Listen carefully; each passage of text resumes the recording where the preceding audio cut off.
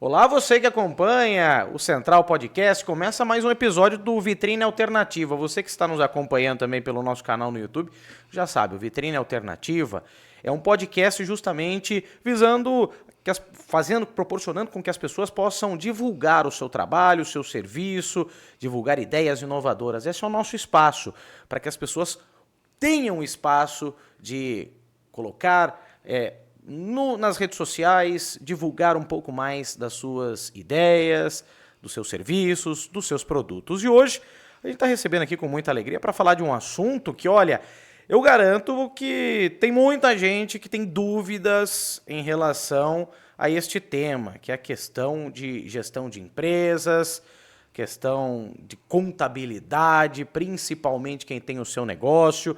Nós estamos recebendo aqui nos nossos estúdios do Central Podcast, do Vitrine Alternativa, participando desse episódio, o Roberto Pessoa de Lira. Tem 46 anos, é contador, pós-graduado em controladoria e gestão estratégica de negócios pela PUC São Paulo, e hoje vai bater um papo também sobre este assunto.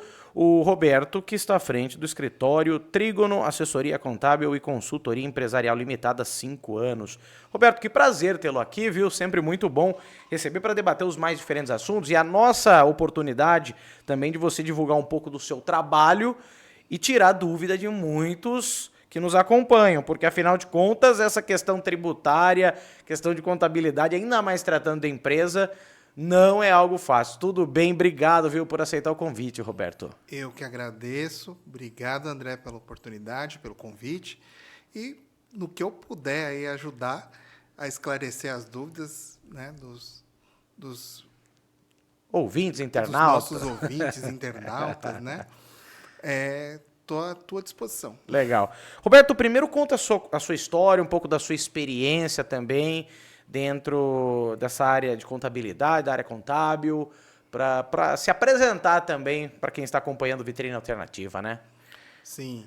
Então, eu sou técnico em contabilidade há quase 30 anos. Só um pouquinho. Apesar desse meu rostinho novo aqui, já tem história.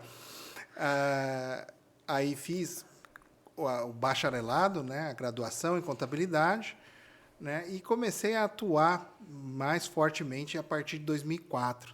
Atuei em escritórios de contabilidade, atuei em empresas, né, fazendo a contabilidade ali de um segmento em específico, né, mas já vivo esse mundo aí há 20 e pouquinhos anos aí, né, dentro de tanto para pessoas físicas quanto para pessoas jurídicas, né, sempre dando o suporte tanto na área contábil, na área fiscal, na área de departamento pessoal, também mais recente, nos últimos 7 anos, a parte de que a gente chama de paralegal, que é a constituição, a alteração, baixa de empresas, né? Então, a gente acompanha a vida do empresário desde que surge ali o projeto e vai acompanhando a vida dele até ele quiser ficar com a nossa parceria. Tá, né? Certo. Agora, você disse um ponto importante, são 30 anos de experiência, é isso? 29 anos. Praticamente 30 anos. O quanto a experiência na área contábil faz a diferença com relação até a orientação, as estratégias nessa parte contábil? Porque a gente sabe que as coisas mudam e acontecem de muitas formas, existem brechas que são possíveis de identificar, tudo dentro da lei, é importante que se diga. Sim, claro. O quanto a experiência faz a diferença? Te traz segurança, né, para quem tá passando a informação, no meu caso, né, por já ter vivido diversas situações, né, sejam contábeis, sejam tributárias, né. A experiência ela conta muito mais, acho que na tributária, na área tributária, na área fiscal, porque muda a legislação a todo instante, então você precisa lembrar de aspectos que aconteceram há anos atrás e que hoje têm que ser tratados de forma diferente, porque a legislação mudou, né? Agora a gente está em vias de mudar novamente aí com a reforma tributária que está se encaminhando, né? Ainda em alguns processos de regulamentação, mas algumas coisas já estão sendo feitas. E se você não vive, né, não respira esse mundo contábil, tendo passado por diversas situações, diversos tipos de negócio, né, para mim, que trabalho com consultoria, ia ser uma área, ia ser um desafio a mais, não conhecer. Então, é importante conhecer de como formaliza, de como se contabiliza, de como se reflete, porque, às vezes, na contabilidade, uma compra de um insumo pode ser reconhecida de uma forma, como pode ser reconhecida de outra.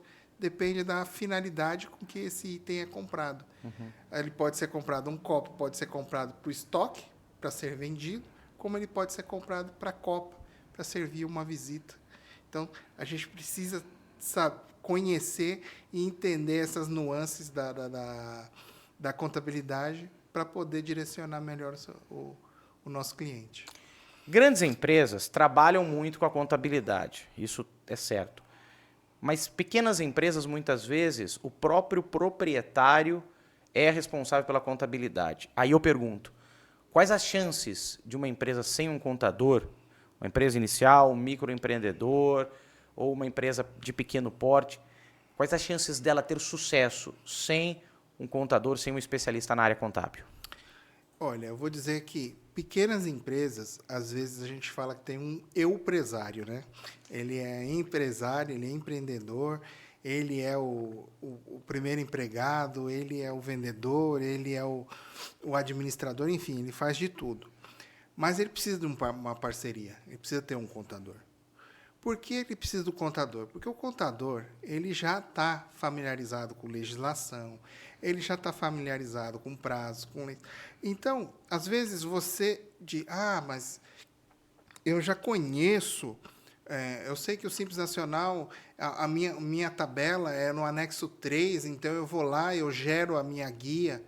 Mas espera aí, será que você não tem algum benefício que você está deixando de lado?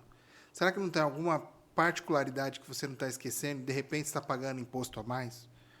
De repente, você pode estar fazendo o contrário, você está esquecendo de colocar alguma informação e isso você está pagando a menos.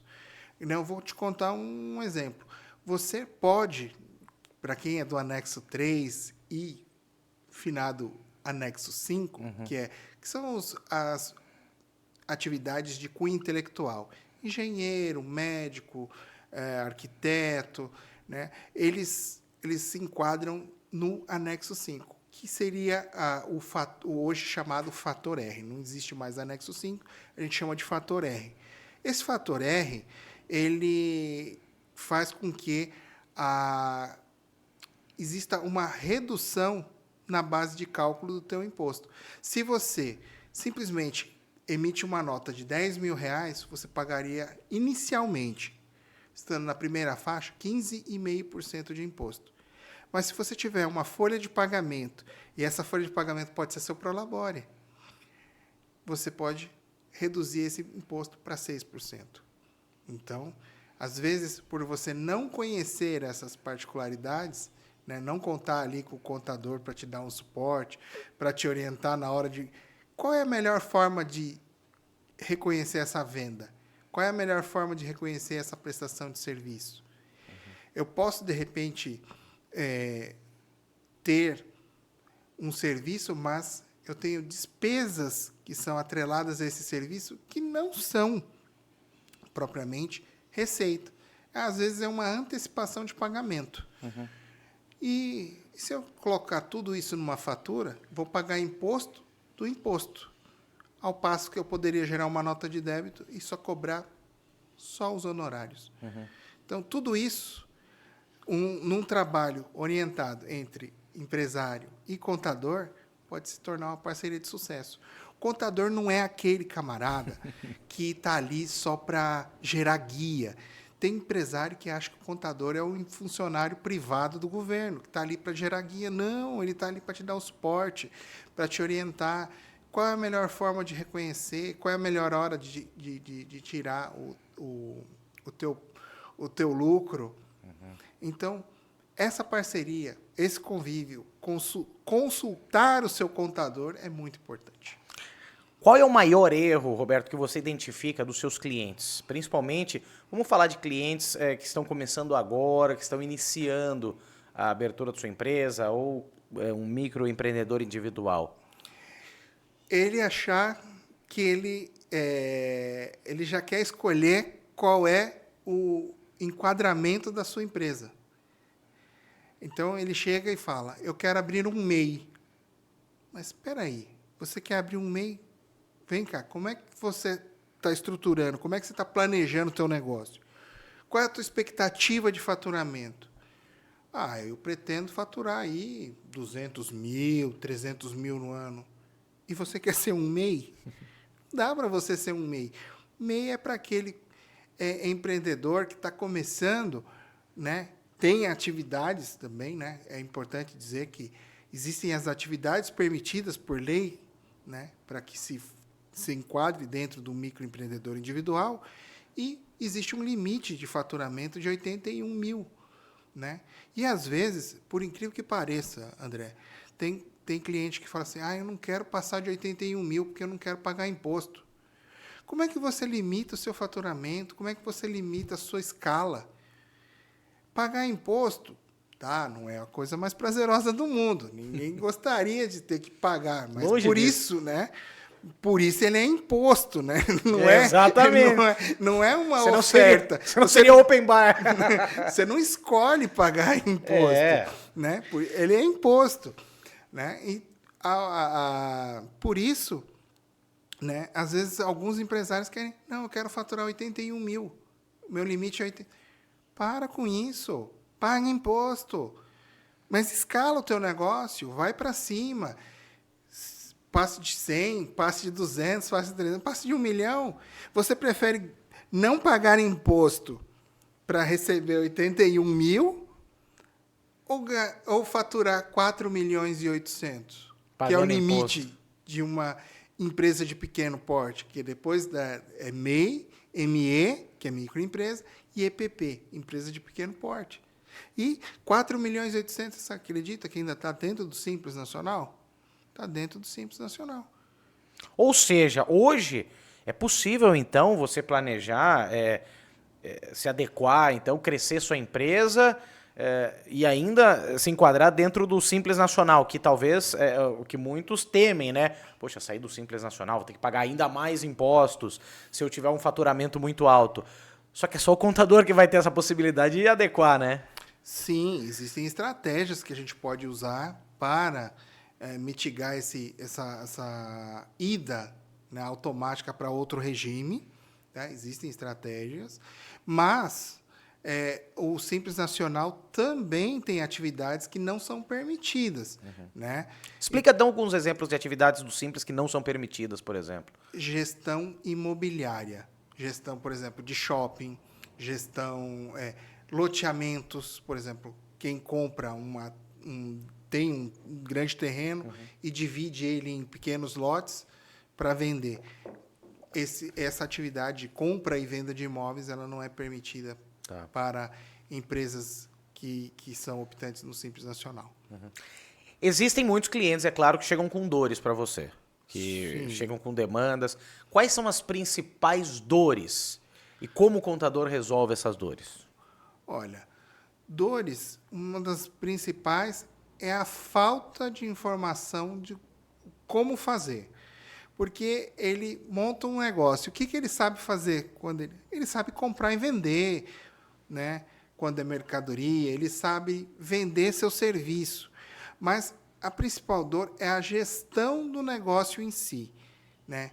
Lidar com pessoas, folha de pagamento, contratação, salário, encargos sociais, exames médicos, enfim, todo aquele cuidado que você tem que ter para atender a legislação do e-social, a parte tributária, mas como é que eu tributo, como é que eu faço? Inclusive agora há pouquinho eu estava ouvindo aqui um cliente, olha, eu fiz uma locação, o que eu faço agora? Como é que eu pago esse imposto? Né? Como é que eu recebo essa informação? Então, tudo isso o contador vai auxiliar, vai gerar as guias, vai apurar dentro do prazo, vai explicar por que daqueles impostos, como eles foram calculados, né? E aí sim ele vai poder fazer esse recolhimento. Mas, em geral, a maior dor dos clientes é sobre a gestão, é como fazer aquela máquina funcionar. Tem muito empresário que acha que é gestor por saber, entender do negócio, saber como vender aquele negócio, ou um serviço, ou um produto, mas acaba esbarrando nisso, escorrega na gestão da empresa por conta disso, acha que é um gestor. Na verdade, a gestão vai muito além do que é propriamente o negócio ou o serviço, né? Sim. Por quê? Porque ele não conhece seus números. E aí é onde o contador pode te ajudar. Se ele tem todas as notas de compra, todas as notas de venda, ele tem um extrato bancário com toda a movimentação, tudo que entra, tudo que sai, isso é fácil para o contador registrar. Quando o contador registra isso, ele começa a ter uma visão, ele começa a ter um panorama de como está a sua situação financeira e econômica. De onde vem o meu recurso e para onde vai o meu recurso. Então, eu tenho ideias de margem, se as margens estão boas. Por exemplo, eu estou vendendo e estou me afundando em dívida, ou eu estou vendendo e estou escalando, e estou faturando e estou ganhando mais? Se eu estou ganhando, quanto eu estou ganhando? Se eu estou perdendo, quanto eu estou perdendo? Todos os meus produtos têm uma rentabilidade boa ou não? Todos os meus serviços têm rentabilidade ou não? Será que tem algum serviço que é deficitário e eu poderia eliminar do meu hall de serviços? Então, tudo isso a gente consegue enxergar através da contabilidade, através de uma parceria, onde o empresário confia no profissional contador que está ali auxiliando, dando suporte a ele, e o profissional contador também confia que o empresário está entregando a informação correta. Hoje, tem mais empresário se achando gestor ou, ao contrário, o cara tem a consciência de que precisa de um contador? Eu acredito na primeira opção. Tem muito empresário que se acha gestor, mas ainda não conhece seus números. Ele olha, ele enxerga pelo caixa. Se ele chega no final do mês, sobra dinheiro, ele acha que está fazendo um ótimo trabalho. Se ele não vê dinheiro, é porque está acontecendo algum problema. Mas ele não identifica qual é exatamente o problema. E existe também, André, uma mistura de pessoa física e pessoa jurídica. Olha esse Isso ponto. é importante. Sempre tem gente que se atrapalha aí, né, Roberto? Muita gente se atrapalha aí. Pessoa jurídica é uma, pessoa física é outra. Mas a pessoa jurídica é minha, eu faço dela o que eu quiser. Nananina, não. Você tem responsabilidades como gestor, como empresário. Você tem que prestar contas, seja para os seus credores, que podem ser os seus fornecedores, os bancos, para quem você toma crédito, né? Os outros investidores que entraram com você nesse negócio. Enfim, você precisa prestar contas. E tem um outro muito. Esse é, né, teus empregados, e tem um outro que é ainda mais caro, que esse é o que mais pega no pé. É o governo. Esse é o que mais pega no pé. Então, Esse é o problema. Sim, então você precisa conhecer, você precisa fazer um acompanhamento, conhecer um fluxo de caixa. Isso nós conseguimos. Nós temos o BPO financeiro no nosso escritório. Então, a gente consegue auxiliar o empresário para ele e deixar ele livre para fazer negócio. Então, emitir a nota fiscal, emitir o boleto para ele, mandar para o cliente, fazer a cobrança desse cliente, fazer todo o acompanhamento, acompanhar todo o extrato bancário, conciliar todos aqueles números bonitinhos, identificar o que é cada um desses valores para poder apresentar uma contabilidade clean para ele, para que ele possa, em cima dessas informações, tomar a sua melhor decisão. Você já conhece casos de pessoas que abriram uma empresa, viu potencial, mas a pessoa nessa confusão de pessoa física e jurídica se perdeu e quebrou não só a empresa, como quebrou a pessoa física também? Há vários casos, vários casos. Montam restaurantes com ideias, pessoas que muitas vezes são ótimos profissionais. Eu conheço de comida, conhece de atendimento a cliente, mas não conhece de gestão. Então, como é que você precifica se você não conhece gestão? Como é que você contrata se você não conhece gestão? Como é que você faz para pagar as suas obrigações, sejam elas tributárias, financeiras, com fornecedores? Como é que você faz com toda essa engenharia se você não acompanha o teu fluxo de entrada e o teu fluxo de saída? Qual é a hora que eu preciso tomar crédito? Qual é a hora que eu vou fazer o investimento? Tomar crédito para pagar capital de giro é uma loucura. Você vai pagar caro, né, nesse caso, para salvar um negócio. Mas a hora de tomar crédito é a hora de investir. Ou seja, pegar aquilo que você já faz bem e melhorar ainda mais. Escalar ainda mais. Criar novas fontes de renda e fazer com que a tua empresa se perpetue. E não se salvar com relação a esse crédito, né? E esse não empréstimo. usar isso para se salvar. Porque quando você precisa chegar nesse ponto, é por quê? Porque você não fez gestão lá atrás. Uma pergunta. Quem quebra primeiro? Nesses casos, é a pessoa física ou a pessoa jurídica?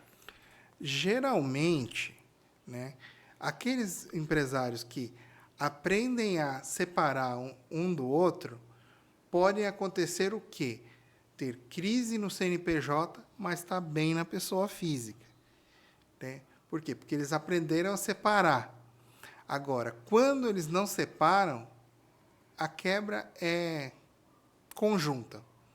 Por quê? Porque ele precisa toda hora sangrar a companhia, sangrar a empresa para poder pagar o seu custo de vida. O ideal que tem, André, que ele faça da pessoa física a mesma coisa na pessoa jurídica, um orçamento. Aliás, a gente geralmente começa com a jurídica, fazendo orçamento, né? Prevendo a receita e os custos e despesas que a gente vai ter ao longo do ano para poder saber ali, ter uma ideia de resultados. Se vai ter lucro, prejuízo e tal. Faça a mesma coisa com a pessoa física. Crie um orçamento. A pessoa jurídica não é um caixa eletrônico, onde você fica tirando dinheiro sempre que lhe convém ou que o seu cheque especial tá gritando. O ideal é que você tenha um orçamento pessoal, uma renda fixa. Por exemplo, olha, meu salário é de 10 mil.